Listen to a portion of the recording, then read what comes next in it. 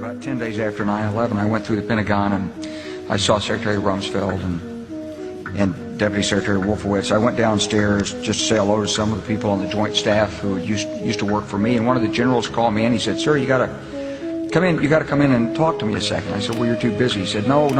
He says, "We've made the decision. We're going to war with Iraq."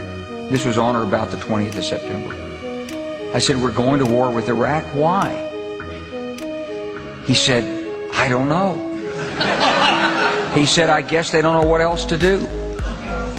So I said, "Well, did they find some information connecting Saddam to Al-Qaeda?" He said, No. He says, "There's nothing new that way. They just made the decision to go to war with Iraq."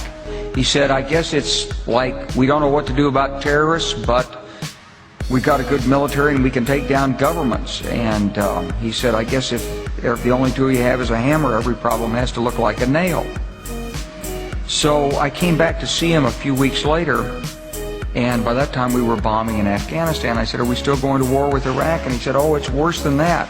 He said, he reached over on his desk, he picked up a piece of paper, he said, I just got this down from upstairs from the Secretary of Defense's office today," and he said, "This is a memo that describes how we're going to take out 7 countries in 5 years, starting with Iraq and then Syria, Lebanon, Libya, Somalia, Sudan, and finishing off Iran."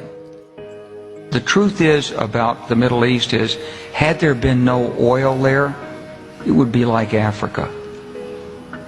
Nobody is threatening to intervene in Africa.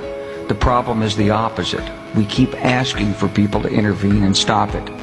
And there's no question that the presence of petroleum throughout the region has sparked great power involvement.